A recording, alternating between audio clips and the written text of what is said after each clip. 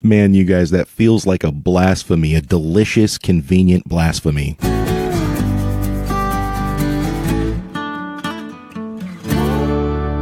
Boost, Booze, and Barbecue. Hello and welcome to Boost, Booze, and Barbecue. This is Andy, and we're getting back to barbecue today, you guys. Barbecue season is upon us. Not quite here in Oregon since we just got our first snow, but it is coming. We've had a couple of competitions here. I have not been able to be involved, unfortunately, but we do plan on doing a couple this year, and we're going to have a lot of fun doing that. My guests today have been big names in barbecue for a long time, and they have talked to the big names in barbecue for the past 3 years. They have been on the radio. They are now moving into a podcast format, and I am very excited to have them not just on the show, but in the podosphere. I always like having food journalism coming home to us. We talk a lot about that on Pardon My Fork.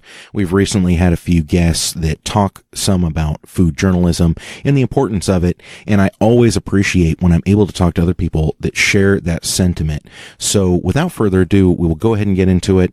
The Tailgate Barbecue guys, Lindell and Steve. How are we, fellas? Hey, we're doing great. How are things out in the Pacific Northwest? We're doing good, man. We got our first snow of the year. I think it's probably going to be our first and only since it came so late. But my chickens were not impressed. What's the weather like out your way? Well, we're doing great out here in Missouri.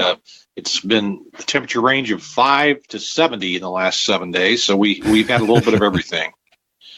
You're catching all 4 seasons in 1 week. One day. Yes, indeed. You guys, you were on the radio for a long time and had a huge following, and now you have made your way over into a podcast. And I'll tell you what, just in the 3 episodes that you've done, I've been very, very impressed. You've had Tuffy Stone on, Megan Miller, Juliana Goodwin. The latest episode is with Travis Clark, I believe, right? Right. Travis Clark, the champ. Yeah, he had such a new episode this week. That's incredible, you guys. You are very well connected in the barbecue world. How did you get started doing the barbecue radio side? Well, I like to just tell people we're just a couple of knuckleheads who love barbecue. I mean, it's nothing professional about our radio careers. We're actually 2 old newspaper guys who worked together in the newspaper business for almost 30 years. And we were neighbors for about 20 years, and we were always out in the backyard on weekends cooking and just loving to talk about barbecue. We trade barbecue with each other and send each other samples. And Steve left the newspaper business, what was it, about a dozen years ago? About 12 years ago, and I left 3 years ago. And when I left, I said, Steve, why don't we see if somebody's interested in having us do a radio show? And we'd always talked also about competing, doing some KCBS cooking. So one of the local radio stations had a salesman who we knew through the sports realm of covering basketball and football around the area. And he said, yeah, we have an opening at the station. We can put you on the radio if you guys want to try it. So without knowing a thing about what we were doing or what we were getting into, we started the Tailgate Guys radio show in January of 2016. And we didn't know if it would last 3 weeks or 3 years, but it went 3 years. And now here we are in the podcast world. We decided we kind of had to hit our ceiling on the radio, and we wanted to try to reach new listeners around the country and around the world. So here we are podcasting. That is very cool, you guys. Did you start out with that 11 o'clock to noon slot? Because I feel like that would be a really good slot for food journalism. Yeah, it was 11 to noon. Yeah. It's been for 3 years. It was 11 to noon on Saturdays. Ironically, for live listenership, the wintertime was a lot better than the spring and summer because people would be outside doing things. So in the prime weather months, we would miss a lot of listeners, or listeners would miss us because they would be out and about. And we try to direct them to the archive links, but it's kind of hard to do. Of course, now being on a dedicated podcast with their own website and being on iTunes and the other platforms, I think it's really helped drive listenerships to listening to the show at their convenience. Oh, most definitely. And bringing along that already existing audience, even if it is radio, that's a great, great way to go for you guys.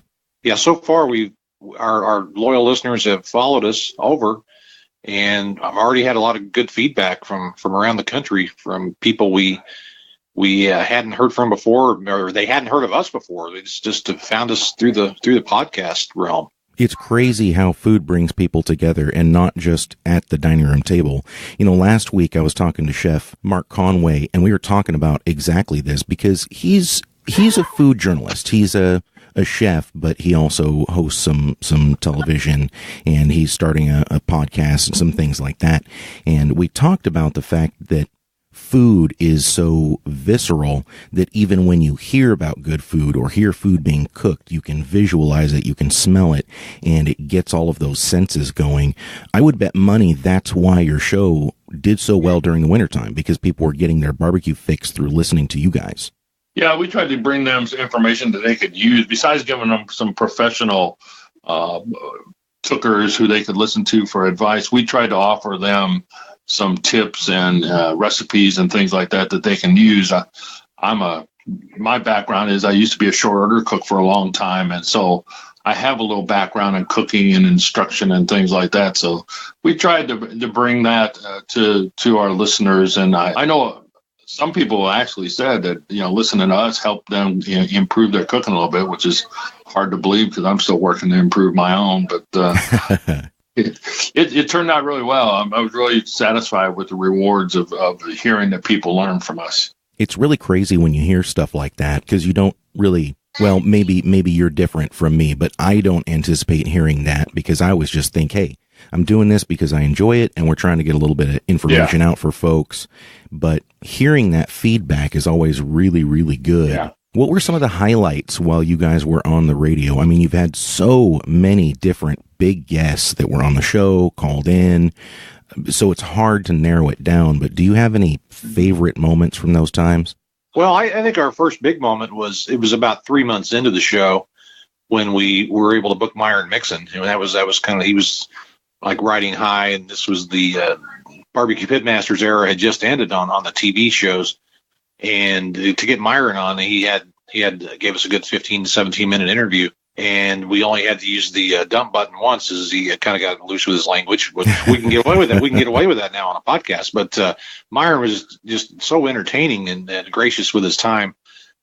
Big Mo Quezon, looking at our radio archives, was our biggest audience that we ever had. We had just all kinds of listeners to the archive show that week.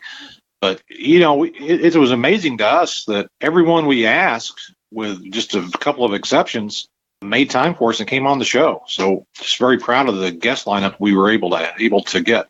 It's very impressive. I think one of my favorites was getting Stephen Reichland from PBS. He's done a lot of books on smoke. He's very kind of heady, kind of a brainiac barbecuer. He knows all the ins and outs of the different kinds of equipment and different approaches to barbecue, and very much a historian. He's cooked in Europe, and he's cooked here, and I was really excited to get him on the show. And we've really developed some really good friendships. I think Malcolm Reed from How to Barbecue Right, he's a real close friend of ours now. He comes on whenever we need him, and met him at Memphis in May this year, and he's a real affable, friendly guy. Yeah, Malcolm seems like a really, really good dude. I met him at the World Food Championships, and very willing to just take time and talk and listen to what you're saying and give his own feedback. And yeah, very impressive stuff that he's doing over there at How to Barbecue Right. Yep. And then you guys, of course, if a person's tuning into the Tailgate Guys Barbecue, they are also going to learn how to barbecue right, and they're going to have a lot of fun doing it. I know that you guys get compared to Click and Clack when you're talking about barbecue stuff. And that is a really, really good analogy for your show, because it is very entertaining.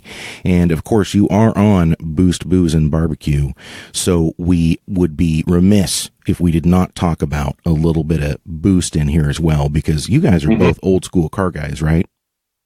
Yeah, I'm a big VW nut. I drove Beetles in college. I had a 59 Chevy with the big fins at one time in high school. That it had a little 6 in it, and I remember my dad had some friends up.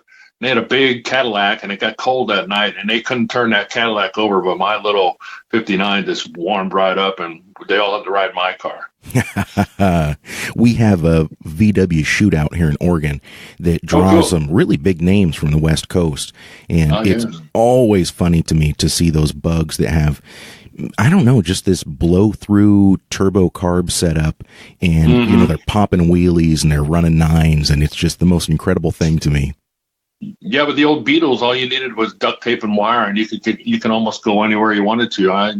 I've had to do some side of the road repairs using those two things and to keep going. So, yeah, they're real versatile and they're a lot of fun to be in. I'm pretty sure they still have their own class that they race in at the Baja 1000. I'm almost positive. Yeah, now I'm not so much a driving classic car guy, but I love cars. I love motorsports. I do PR director for the Lucas Oil Speedway in Wheatland, Missouri, one of the top motorsports complexes in the country for your weekly short track racing. And of course, I'm a lifelong fan of NASCAR and all things motorsports. So, been involved in the fan aspect and now the riding aspect about motorsports for a long time. It's crazy how we're able to marry the two. I don't know why, but so many car guys I know are into barbecue as well. It's kind of this incredible thing. It's like a marriage of the mechanisms, because in some ways, when you're starting the fire and stoking the fire and you're keeping an eye on everything and you're probing for your temperature, it's almost like, you know, checking on your brand new engine that you put together while it's running for the first time. You know, you're checking the temps, you're making sure nothing's leaking out. It's got some similarities there on a kind of a visceral level. Getting out and cooking and going to a car show, I mean, those are the two ultimates in relaxation. And just take it easy, pop open an adult beverage and sit back and look at all the cars and then go back and have yourself some barbecue. It's a pretty good day. Now, yeah, we were able to combine those two passions at the last 2 years at the Speedway at Wheatland. With we had a KCBS barbecue competition at the Speedway on our race weekend. So, that was just natural fit for me. I was working at the races at night and cooking barbecue early the next morning. So, and we had a real good turnout, about 35 teams last August at the Speedway, and we hope to do it again this August. Wow. How did you pull that one off? I mean, I'm sure you just kind of told the folks at the Speedway, hey, we're doing this thing. And it is a fantastic idea, but that's quite a thing to pull off. Well, fortunately, the layout of the Speedway, we also have a drag boat lake, and that area is only used a couple times a year.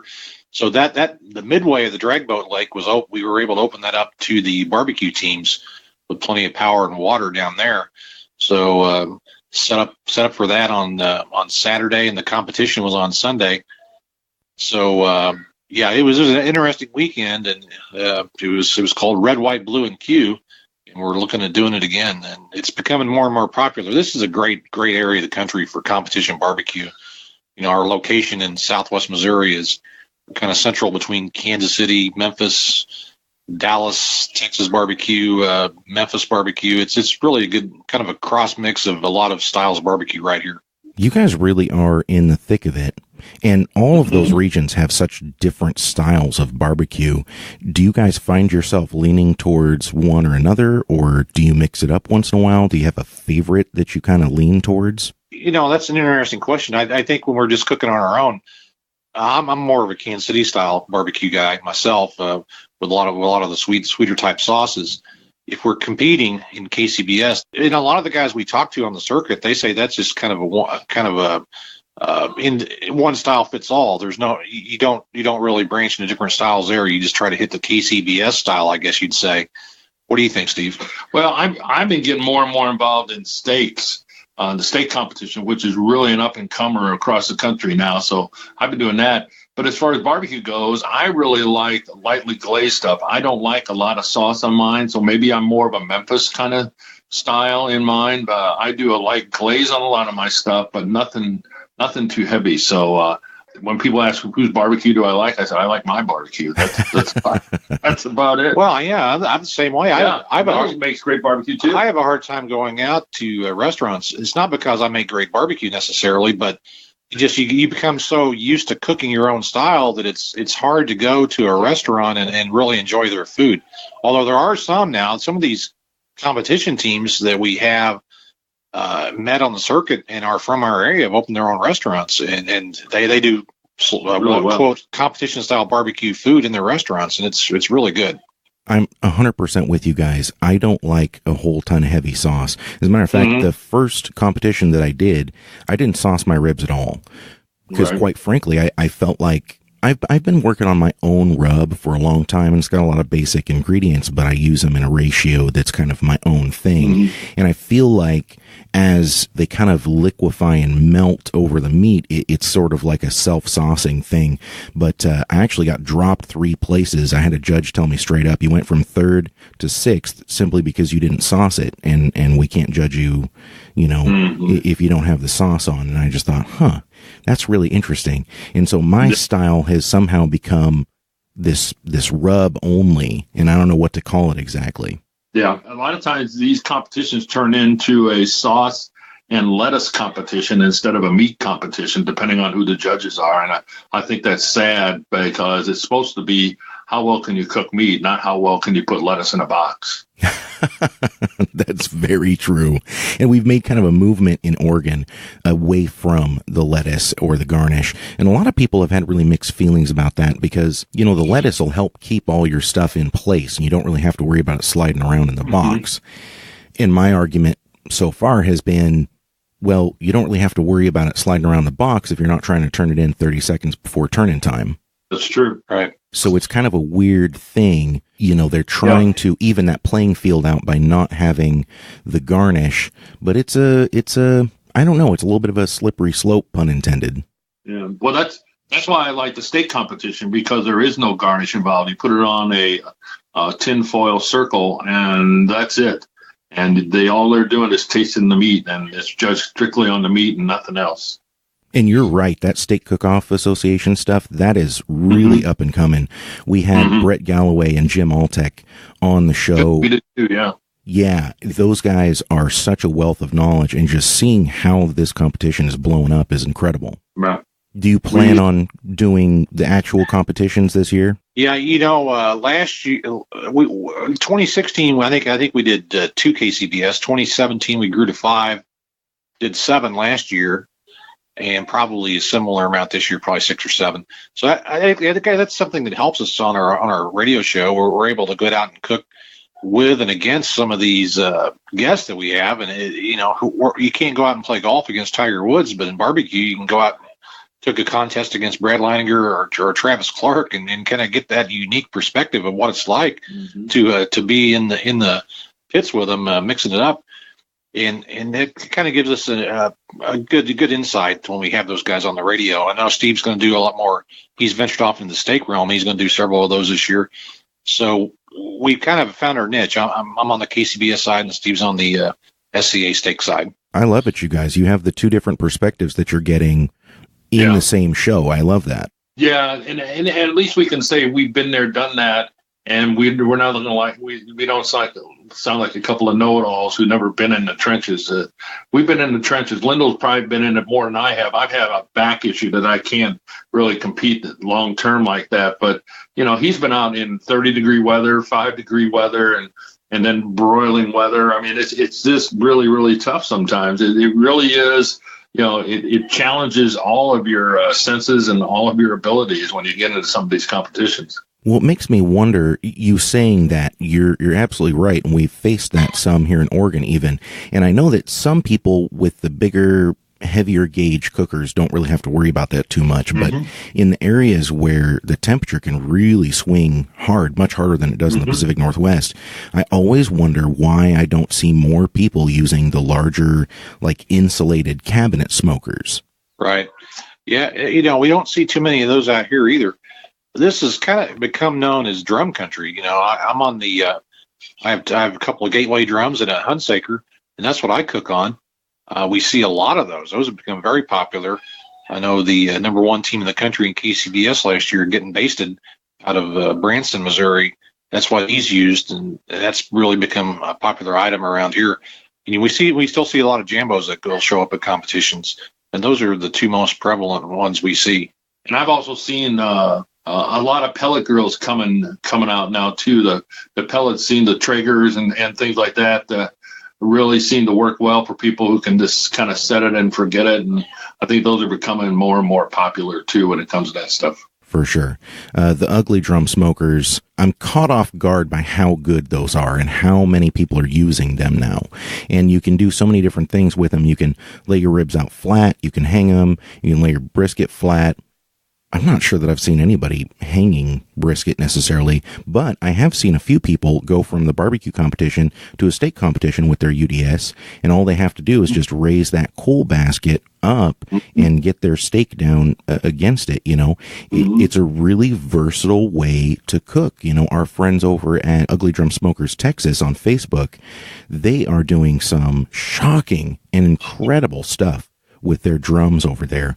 I mean, Ugly Drum Smoker does not begin to describe these anymore. They can be ugly, but they can be an absolute work of art. Oh, absolutely. They're so versatile in what they can do. And the affordability level has allowed a lot of people to get involved in competition barbecue that can't go out and spend the $2,000 on your bigger smokers.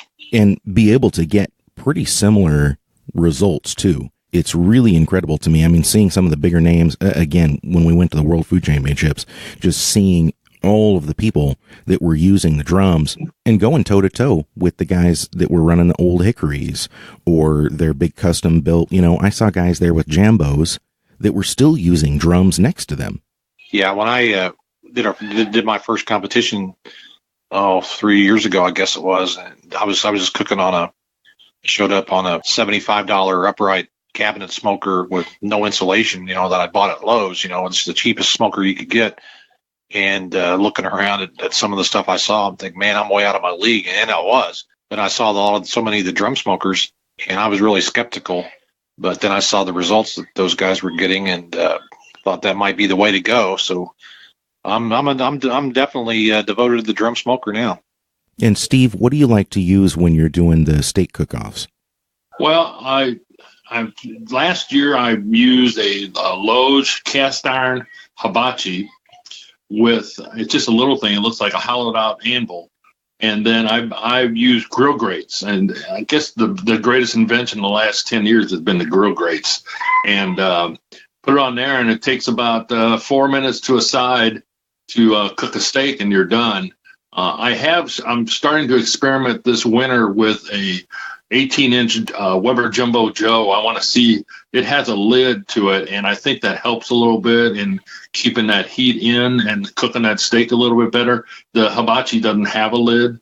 So I did win first place in one contest with the hibachi, so I'm a little hesitant to discard it completely, but I want to try over the winter how this little Weber does for me. Not bad, my man, not bad. And I'm not too surprised to hear that you won with that little hibachi, because now we're starting to see people, just using the chimneys. Vic Clevenger from Chimney Cartel, he's started a group where they have an SCA sanctioned event, and everyone's using charcoal chimneys. It's really interesting seeing. That is interesting. Yeah, our friend Robert Kinder from Yellow Jacket Barbecue out here in Missouri, at an event a couple of years ago, he did steak on he was a last minute entry. He had no intention of entering because it was held in conjunction with a KCBS contest, but he wound up cooking on a campground. What do you call it? A campground ring. The ring, yeah. The ring at a campground with grill grates over the top of the ring, and he ended up winning the thing. So yeah, that steak competition is just really intriguing of the different ways people cook and achieve success. One of my favorite stories from Brett Galloway is when he was over I think he was in the UK, either in the UK or Ireland, doing one of their first competitions. A guy showed up, he literally dug a shallow hole, stuck his coals in there, and then cooked his steak right on a shovel. And it ended up being one of the best ones. And then he was talking about how on the flight home, he stopped and thought, wait a minute, what was that shovel used for before he showed up? And what was it washed? I've heard that story before too. Yeah, that's amazing. Yeah, it's amazing how, you get that heat up. You got to get your heat up for a steak. Like I try and go between 550 and 600 degrees. And boy, it does not take long. I have to have my wife, she's the timer and the whole thing. And when I'm flipping that thing, boy, it's really amazing how quick that time goes. It is so true. It really is one of those things that, like you were saying, it's so accessible. Yeah, everybody can do it. Yeah, absolutely anybody can do it. And there's no garnish, there's no sauce, there's no real anything. You know, you season it up, you do your cooking on it. The trimming is pretty intriguing to me. You know, watching guys trim the steaks with a pair of scissors is pretty bizarre. Steve, how do you handle the trimming of your steak? Are you into that? Are you shaping that thing up? And it depends on what it looks like sometimes depending on where you are in the selection of the steak, you know, you get one that doesn't need a whole lot of trimming, and you get one that needs some. I know appearance counts for some of it, but what I'm really looking for is a good front end of that, what they call the front end. There's a specific name for that. The spinalis? The spinalis. Yeah.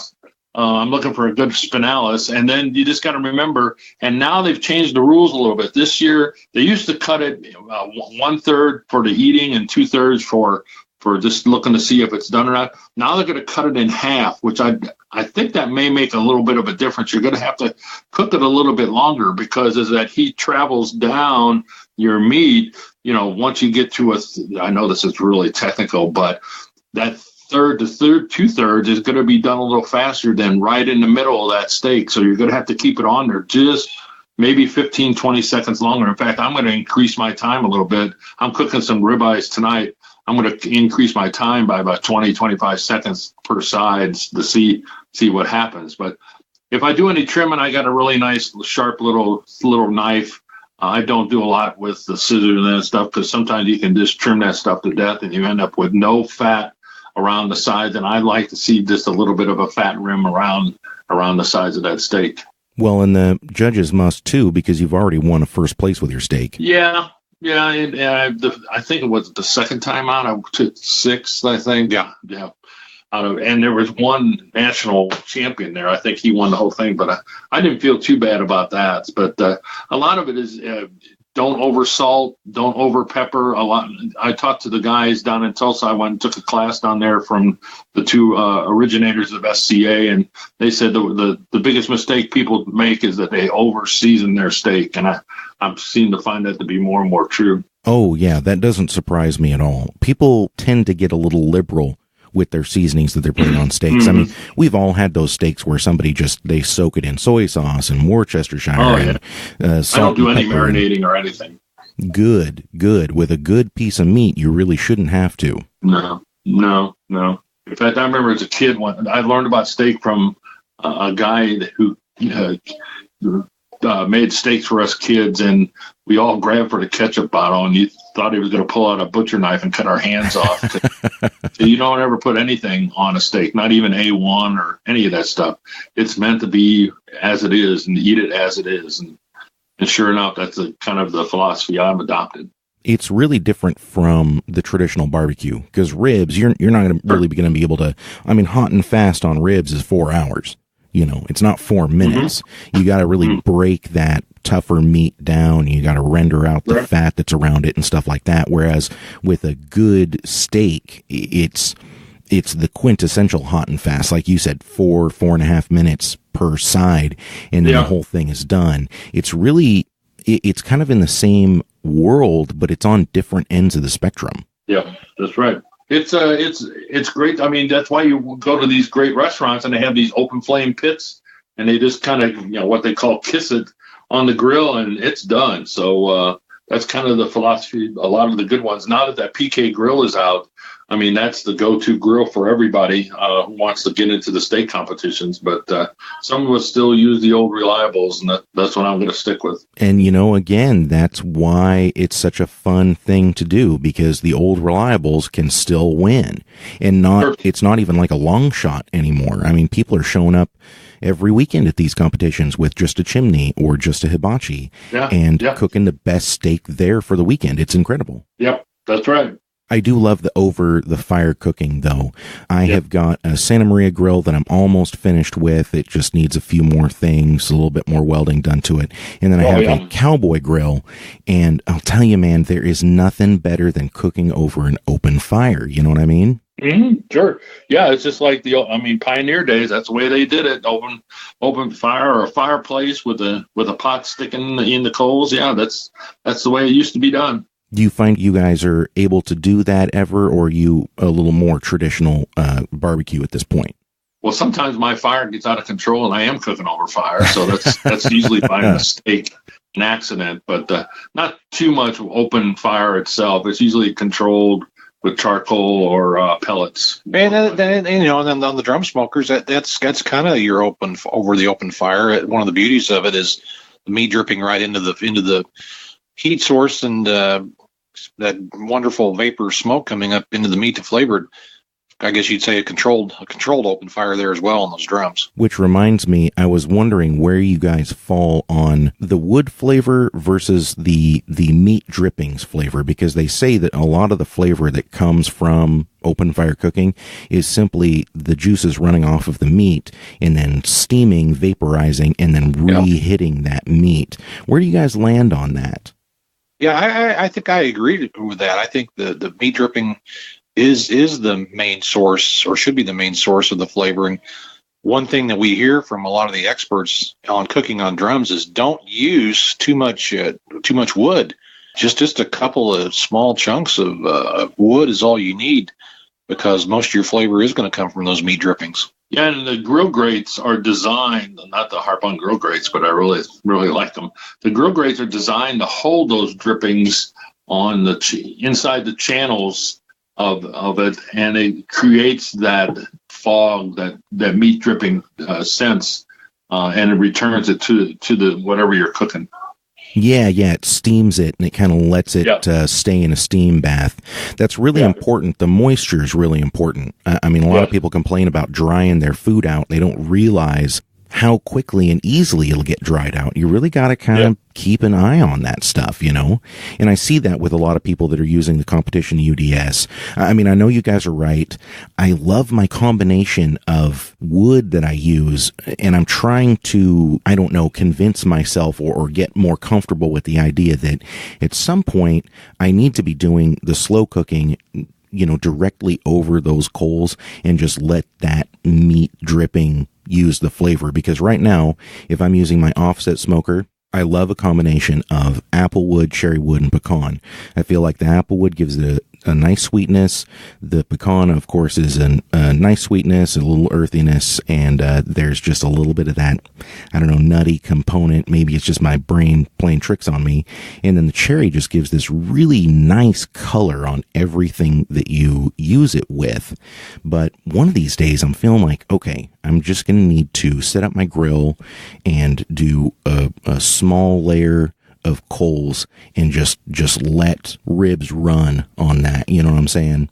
It's one of those things where it's just a different way of thinking about cooking. Sometimes I wonder if we've gotten a little bit too technical and performance minded, and that's not to take away from the guys that are doing the pellet smoking.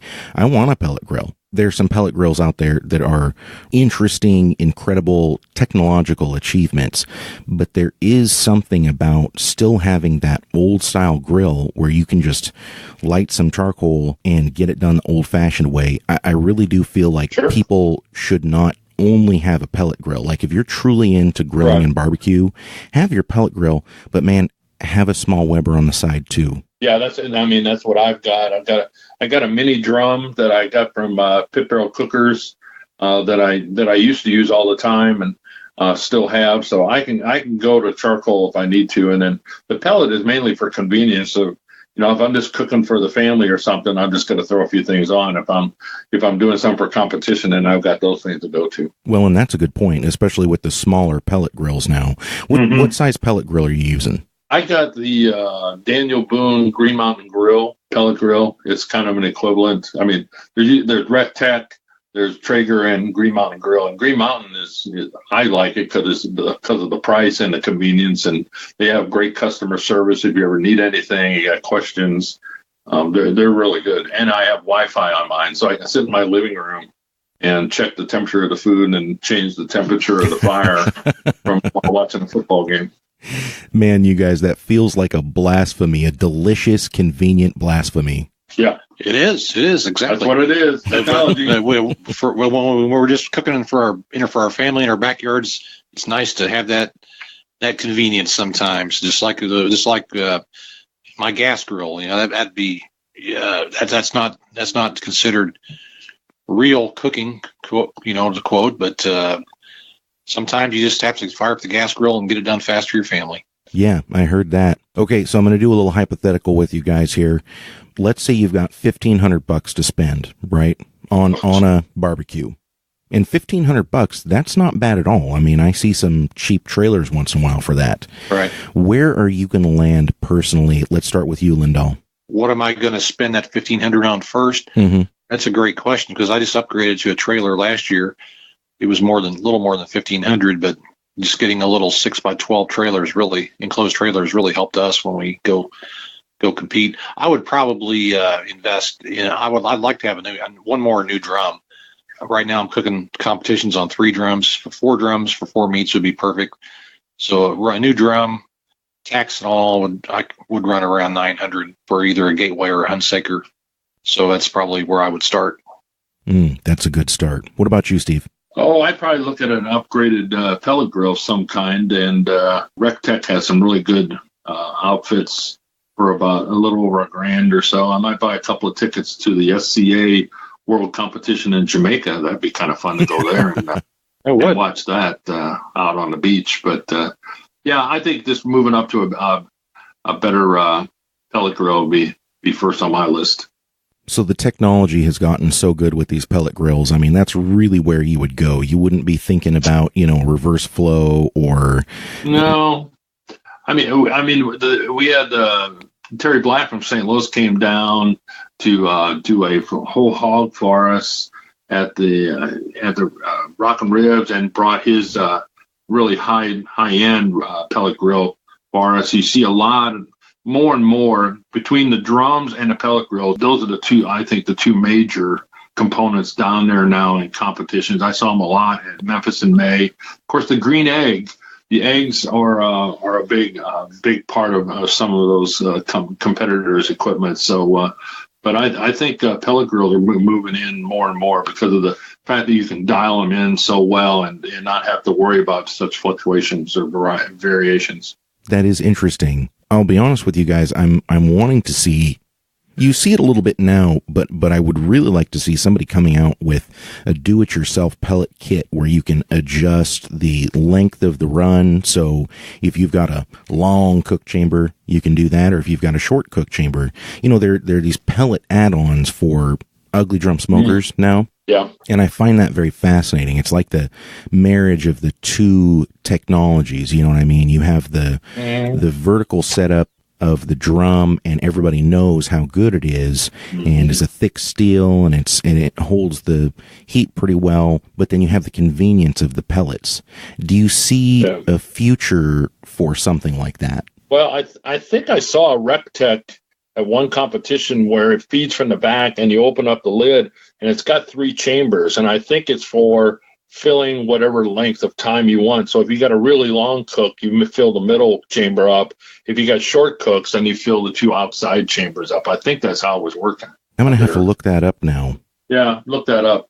Yeah, I'll find that and I'll link it underneath of this episode for you guys so that we can go and check that out. RecTech is doing some really, really good stuff, though, and it's interesting to see those higher end grills like the Grilla and the RecTech, and of course the higher end Traegers now, the Timberline 1300. That thing looks incredible. I've been seeing some people use it in competition around here, and I find it very interesting that Traeger has gone that direction. And you know what else was shocking to me was Traeger, the father and son Traeger, joining the Pit Boss team, and I'm wondering how that's going to impact. I don't want to call Pit Boss, because honestly, I like their grills quite a bit, and I think they're really starting to improve more and more, but they're still keeping that budget price range. What do you guys think about some of those entry-level pellet grills? Well, I would consider mine an entry level. The Danny Boone, Green Mountain Grill, I think those are all entry level. They're coming out with a new model this month or next that's a little bit higher end. It's kind of taken some of the issues that customers have had with their original products, and they've kind of made some tweaks and improvements to them. But the entry level ones, I mean, you just got to be careful. I would look for things like customer service and ease of use and things like that, and make sure it's made well. It's not made with flimsy aluminum and things like that. You just got to be careful. Mm-hmm. But most of your, like Lowe's and Ace Hardware and them have the pellet grills there that you can at least take a look at them. I often wonder, would I recommend to a friend, let's say they had $400 to spend on a pellet grill, would I tell them to just keep saving their pennies, or can I recommend something to them right off the bat? I think Green Mountain Grill does fall right in there for some of their entry-level grills, and so far they seem to have had a really good reputation for, like you said, customer service and longevity. Yeah, they have a Davy Crockett that's portable. It's a small one, their smallest one. In fact, it runs on 12 volt if you want to use it in your car. So it's small. It'll hold about one butt or a couple of slabs of ribs. But if you're going out on a picnic or somewhere, tailgating is the perfect one for you. That's really interesting. We have a lot of snowbirds here, obviously, since the weather is pretty crap all the time. We have nice summers here, but that's about it. And so a lot of people travel, and I have been seeing a lot of people getting the smaller tailgater style pellet grills. And another big one is actually the smaller Kamados. Like I even have an Acorn Junior. I don't leave for the winter, but that small Acorn is really a nice little size, and you can run it hot and fast. You can run it low and slow. They make a stone that you can put in it that will help disperse the heat, and you can actually use it as a low and slow smoker. And I do think that there is a kind of an emerging market for those small tailgater style grills. Yeah, I think so too. I think that somebody needs to start out at an affordable level for sure, to make sure they like that style of cooker or whichever one they choose to begin with before they jump up to the high end. Yeah. Oh, that's a good point. You can spend the $400 and get something that works very well. See what you think about it before you jump up to that $1,200 mark. That's a really good point. Right. We've been talking about so many of these technological or technically advanced grills. It's making me wonder where you guys started. Well, I started just years ago, like a lot of people out in the backyard cooking on a gas grill. Then I decided I wanted to graduate up to the charcoal flavor, and just found a cheap Weber, and I still have that Weber. I still cook on it once in a while, and I want that basic, just the basic flavor, and it's been good to me. And you can't go wrong with one of those $150 Webers. When I first got married, I made my own barbecue grill with cinder blocks and some wire fence. And the first time I used it, about halfway through the cook, it collapsed, and my food went in the fire. So then I went and bought one. Yeah, I know. Laugh. That's okay. I don't mind.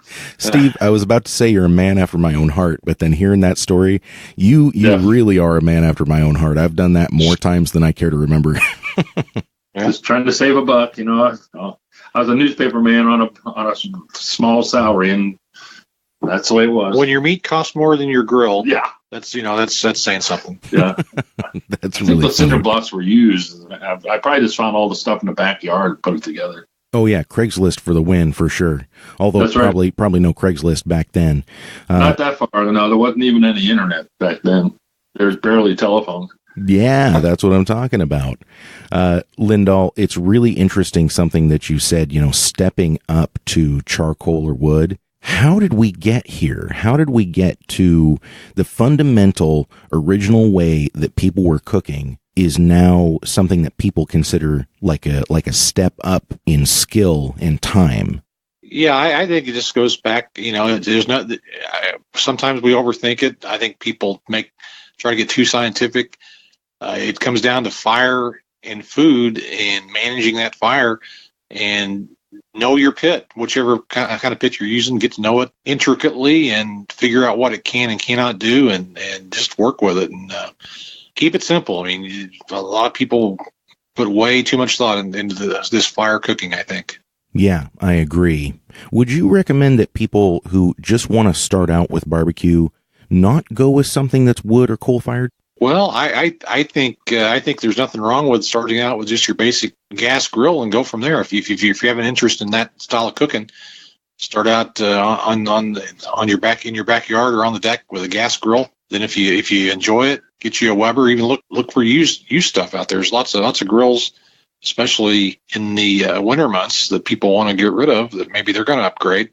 So be on the lookout for that on Craigslist or on Facebook Marketplace or whatever, and you never know what you might run across. That's a really good point. I have some grills here that I basically saved from the curb. People were throwing them away, waiting for the guy to come and pick them up and throw them in the dumpster. But there's a lot of use you can get out of them still, and I'd really like to start refurbishing these and getting them back out into the community. Well, fellas, it has been great talking to you guys. I cannot thank you enough for coming on the show. Let us know one more time where we can find you and what you have going on. TailgateGuysBBQ.com is the website. It's still evolving. It's in a basic form right now, but everything, the episodes are all there, plus a couple of blogs and a video recipe. We're Tailgate Guys BBQ on Facebook and Instagram. Also on Twitter, we're Tailgate Guys 999. And we'd love to have the interaction with the listeners and encourage them to tell us what they want to hear on the show. It's been great talking to you, man. We appreciate you giving us a call and putting us on your show. Oh, absolutely, you guys. It's been really great talking to you. A lot of fun. I can't wait to have you on again. You're really my kind of people. And I think that our listeners are really going to appreciate you guys and the information that you're putting out. Sounds great. We'll look forward to having you on our show later on this year, too. That sounds great, fellas. Thanks so much. Thanks, Andy. See ya. And there they go. Thanks so much to those guys. They really put together a great show, and I really encourage you guys to go and check them out. And while you're out there, make sure to swing by boostboozbbq.com. That's where you're going to find this episode and all of the previous episodes, links to the stuff that we've been talking about, links to the Tailgate Guys barbecue, and hopefully you will get as much enjoyment out of them as you do this show. Before we go, we do have one more thing to talk about. I didn't want to do this at the top of the show because I didn't want to bring anybody down. But if you have been looking on our social media at all, I've posted just a little bit about this. I'm actually quite a private person, and so you don't get a lot of what's going on in my personal life. But we have unfortunately lost Johnny Montana, the podcat. He has been fighting with lymphoma. We just found that out recently. The thing about cats is that they are very resilient and they're very good at hiding any issues that they might be having. You know, we watched him jump up on the table and steal food off of a plate a few days ago, and then we came home to find him in a very bad way. I'll just put it that way. And we rushed him to the animal hospital.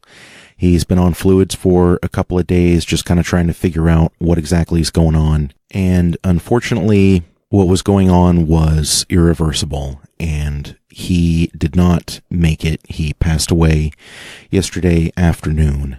But you know what? That's not the important part. It always hurts, and it's always sad to lose a part of your family. And that's what he was.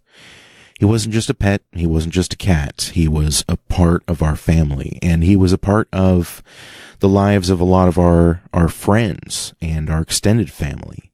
Whenever anyone was having any kind of a problem and they would come over to talk to us, Johnny was always there. He was very intuitive, and always knew when you needed a little bit of extra attention.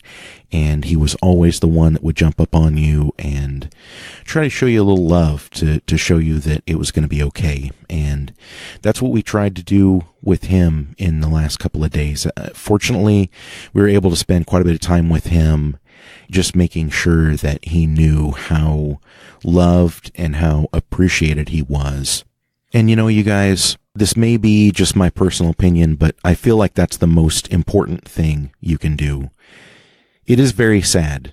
I hate to see him go. It was very sudden, and we were very surprised. I think the thing that makes it worse is the fact that he was just so active a week ago, and now he's gone.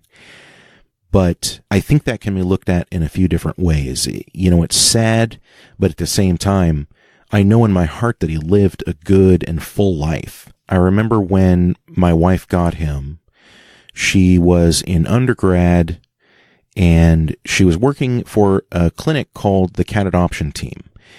And they were a huge shelter, did all kinds of veterinary medicine, but they were also obviously an adoption center. And one of the things that my wife noticed while she was there was that people really tended to shy away from the cats with FIV. It's essentially kitty AIDS or HIV. And people tend to think that they're going to have shorter lives and more health problems, and sometimes that is the case. But fortunately, that was not the case with Johnny. He was 16 years old when he passed away. He lived a good, full, long life. And when he met my wife, it just seemed to be a match made in heaven. He had come into the clinic. He had been attacked by what we can only assume is another cat, and he was badly beat up, needed some surgery, needed some stitches, and got put back together, and then got stuck in a room with the rest of the FIV cats. And knowing that FIV cats are rarely adopted, and that they have some real problems with depression, a lot of times even just living out and passing away their rest of their lives in a shelter, she vowed that when she was in a situation where she could take a cat in, that it was going to be an FIV cat. And Johnny was approximately 2. They had named him Lamont, but we knew that that wasn't going to work. As soon as she brought him home, she just said, "You are not a Lamont." And we talked about what his name was, and I said, I think it's Johnny. And as soon as we said Johnny Montana, he perked right up and he came right over in almost an agreement that, yes, that's what my name should be. And Corianne took him home, and he shared a pillow with her for years, and that's just the way it was. It was just she and him, and at a certain point I came into the equation, and I'll be honest, Johnny and I did not get along right off of the bat, but through the years, I really came to appreciate him, and I came to appreciate his attitude, and I think he came to appreciate me. I remember the milestones, being able to pet on him, having him come over to me, having him sit in my lap, being able to pick him up. For a long time, Corianne was the only one that could pick him up. He didn't like being picked up by other people. So he was not quick to trust, but he was very quick to share his love and his affection. That is rare to find in an animal that can have that kind of bond. An animal that's not just a cat, not just a pet, but a part of your family. And people who have that, they'll know exactly what it is that I'm talking about. And as a, dare I say, fur baby parent, you always look back and you think, what more could I have done? I honestly don't know that we could have done anything. He lived a really wonderful life with us. He was always just such a good boy. He never gave us any trouble. He was just a real bundle of love and affection. And he does leave an empty spot here in our home and in our studio. But it's very important to me that I find a way to honor him We are going to be spreading his remains on an apple tree in the backyard that was his favorite. He loved to climb that apple tree. He was climbing it just 3 weeks ago. And even though it's very sad, and I feel very sad, but even more than that, I feel an overwhelming appreciation. So, Johnny Montana, thank you for sharing your life, and we will see you in the next one. If you'd like to show your support, please feel free to use the hashtag podcat. He will be missed and he will be remembered. So thank you guys so much for tuning in. Thanks so much for telling a friend.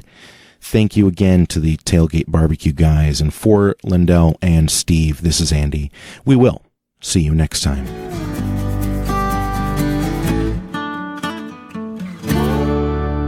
Boost, Booze, and Barbecue.